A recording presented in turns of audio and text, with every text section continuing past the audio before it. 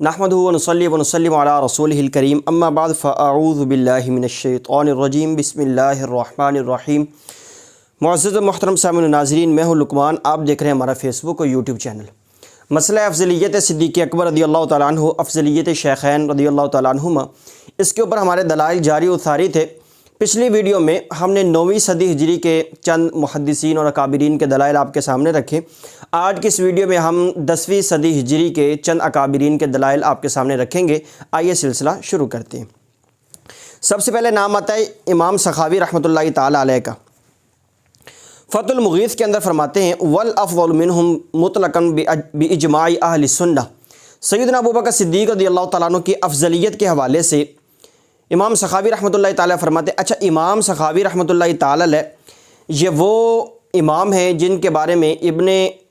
Imad humbly रहमतुल्लाहि ताला फरमाते हैं कि जरा और तादील के इल्म की इंतहा इमाम सखावी के ऊपर हो गई। और यहाँ तक किताबों में मौजूद है कि इमाम ज़हाबी रहमतुल्लाहि ताला अलैह के बाद इमाम सखावी के अलावा कोई बंदा पैदा नहीं हुआ जो उनकी राह पर चला हो, यानी इल्म के अंदर ये इतने बड़े थे। अब ये फरमाते हैं फ़तुल मुग़ीथ जिल्द नंबर 3 सफ़ा नंबर 115 पर फरमाते हैं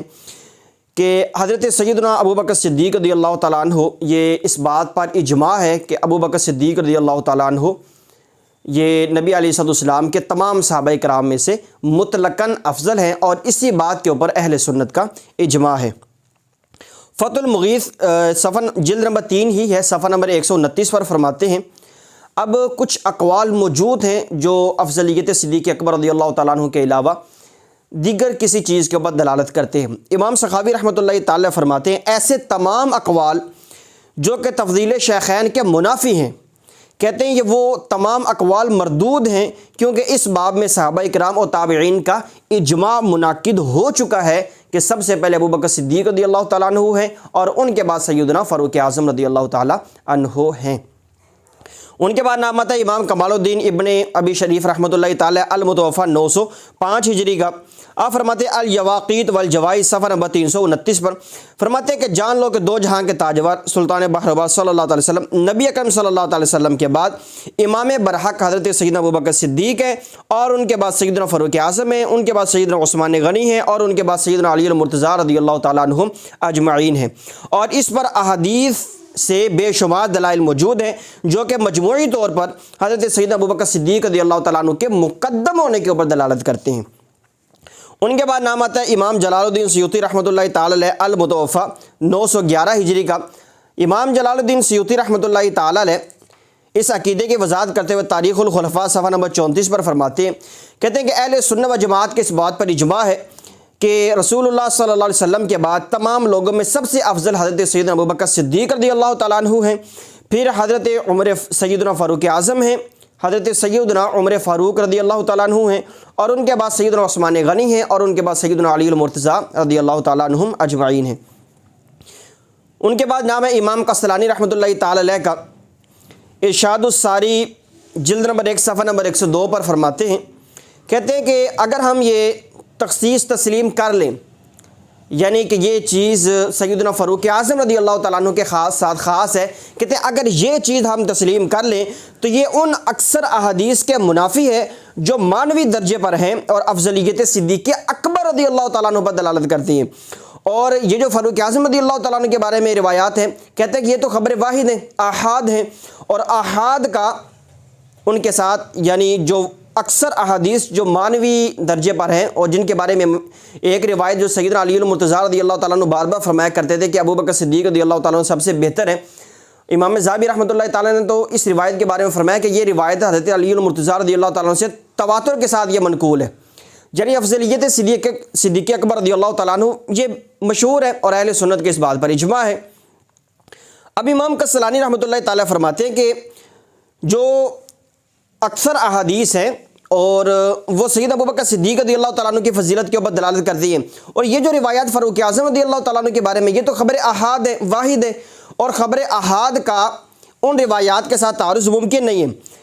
پھر فرماتے ہیں کہ اگر بالفرض ہم دونوں دلیلوں کے درمیان مساوات مان لیں کہ دونوں طرف جو دلائل ہیں وہ ہم پلہ ہیں، ایک ہی درجے کے دلائل ہیں، فرماتے ہیں لیکن اہل سنت و جماعت کا جو اجماع ہے وہ صدیق اکبر رضی اللہ تعالیٰ عنہ کی افضلیت کے اوپر دلالت کرتا ہے اور وہ قطعی ہے۔ تو زن جو ہے یعنی افضلیت صدیق اکبر رضی اللہ تعالیٰ عنہ یہ قطعی ہوئی۔ کہتے ہیں زن یعنی جو روایات فاروق اعظم رضی اللہ تعالیٰ عنہ کے بارے میں کہتے ہیں قطعیت کے ساتھ ایک طرف قطعی دلائل ہوں دوسری طرف ظنی دلائل ہوں، کہتے ہیں ان کا آپس میں معارضہ یہ کیسے ہو سکتا ہے؟ ظنی دلائل وہ قطعی دلائل کا مقابلہ نہیں کر سکتے۔ اور ایک طرف تو اجماع بھی موجود ہے، اور یہ اجماع بھی ایسا ہے کہ جو گمراہی کے اوپر معاذ اللہ اجماع نہیں ہے، اہل سنت کے علماء کا اس بات پر اجماع ہے۔ اب المواہب اللدنیہ جو اردو میں ہے، جلد نمبر اس کی 2 ہے، صفحہ نمبر 752 ہے، کہتے ہیں کہ اہل سنت و جماعت کے نزدیک قطعی بات یہ ہے کہ حضرت ابوبکر صدیق رضی اللہ تعالیٰ عنہ نبی علیہ السلام کے تمام صحابہ کرام سے افضل ہے، اور ان کے بعد سیدنا فاروق اعظم رضی اللہ تعالیٰ عنہ ہے۔ ان کے بعد نام ہے امام زکریا الانصاری رحمۃ اللہ تعالی المتوفی 926 ہجری، فرماتے ہیں کہ ابو بکر صدیق رضی اللہ تعالیٰ عنہ جو ہے وہ افضل الصحابہ، یہ نبی علیہ السلام کے تمام صحابہ کرام میں افضل ترین ہیں۔ ان کے بعد امام محمد بن عمر الحمیری الشافعی رحمۃ اللہ تعالی علیہ المتوفی 930 ہجری، آپ فرماتے ہیں اما ترتیبہم فی الفضل فاجمع اہل السنت فیہ علی ترتیبہم فی الخلافہ، فضیلت اور افضلیت کے اندر ترتیب والا معاملہ ہے، کہتے ہیں اہل سنت کا اجماع ہے کہ جس ترتیب سے ان کی خلافت قائم ہوئی ہے اسی ترتیب سے ان کی فضیلت بھی موجود ہے۔ ان کے بعد امام علامہ ابراہیم حلبی رحمۃ اللہ تعالی علیہ المتوفی 956 ہجری، آپ فرماتے ہیں کہ من فضل علی، جو بندہ حضرت سیدنا علی المرتضیٰ رضی اللہ تعالیٰ عنہ کو صرف افضل بتاتا ہے، فرماتے ہیں فَهُوَ مِنَ الْمُبْتَدِعَةِ، وہ بندہ بدعتیوں میں سے۔ ان کے بعد علامہ زین العابدین ابن نجیم حنفی رحمۃ اللہ تعالی علیہ فرماتے ہیں، ابن نجیم حنفی رحمۃ اللہ تعالی علیہ المتوفی 969 ہجری فرماتے ہیں البحر الرائق جلد نمبر 1 صفحہ نمبر 611، کہتے ہیں الرافضی ان فضل علی علی غیرہ فهو مبتدع، رافضی اگر کوئی بندہ ایسا ہے کہ جو یہ عقیدہ رکھتا ہے کہ حضرت سیدنا علی المرتضیٰ رضی اللہ تعالیٰ عنہ کو دیگر صحابہ اکرام کے اوپر فضیلت دیتا ہے، آپ فرماتے ہیں کہ وہ بندہ ویسے بدعتی ہے۔ اس طرح الاشباح والنزائی صفحہ نمبر 215 پر موجود ہے کہ ان فضل علی علیہما فمبتدع، اگر کوئی بندہ حضرت سیدنا علی المرتضیٰ رضی اللہ تعالیٰ عنہ کو شیخین کریمین کے اوپر فضیلت دیتا ہے، فرماتے ہیں کہ وہ بندہ بدعتی ہے۔ ان کے بعد نام آتا ہے امام علامہ ابن حجر مکی رحمۃ اللہ تعالی المتوفی 974 ہجری کا الحدیثیہ، یہ ادھر موجود ہے، یہ ویسے دلائل کو ادھر جو ہے نا وہ جمع کر لیا جاتا ہے، فتاوی حدیث صفحہ نمبر 208 پر موجود ہے، کہتے ہیں ابوبکر صدیق رضی اللہ تعالیٰ عنہ کی فضیلت بقیہ 3 خلفاء پر اور حضرت عمر فاروق رضی اللہ تعالیٰ عنہ کی فضیلت باقی 2 خلفاء پر، یہ اہل سنت و جماعت کے اجماع سے یہ چیز ثابت ہے، اس میں کسی کا بھی اختلاف نہیں ہے، اور یہ جو اجماع ہے یہ قطعیت کا فائدہ دینے والا ہے۔ الزواجر عن اقتراف الکبائر میں امام فرماتے ہیں جلد نمبر 3 ہے، صفحہ نمبر 334 ہے، کہتے ہیں اجمع اہل السنت والجماعہ علی ان افضلہم العشرہ المشہورہ لہم بالجنہ علی لسان النبی الکریم فی سیاق واحد، کہتے ہیں کہ اہل سنت و جماعت کا اس بات پر اجماع ہے کہ نبی علیہ السلام کے تمام صحابہ کرام میں جو سب سے افضل ترین صحابہ کرام ہیں وہ 10 وہ صحابہ کرام ہیں جو عشرہ مبشرہ میں سے ہیں اور جن کے جنتی ہونے کی گواہی نبی علیہ السلام کی زبان اقدس سے دی گئی، اور ان عشرہ مبشرہ میں بھی جو سب سے افضل ہیں وہ افضل ہؤلاء ابو بکر فعمر، ان 10 عشرہ مبشرہ صحابہ کرام میں سے بھی جو سب سے افضل ترین بندے ہیں وہ سیدنا ابو بکر صدیق رضی اللہ تعالیٰ عنہ ہیں، اور ان کے بعد سیدنا فاروق اعظم رضی اللہ تعالیٰ عنہ ہیں۔ ان کے بعد علامہ محمد طاہر رحمۃ اللہ تعالی المتوفی 986 ہجری، آپ نے اس حوالے سے بڑا تفصیلی کلام کیا ہے، مجمع بحار الانوار جلد نمبر 5 صفحہ نمبر 739 ہے۔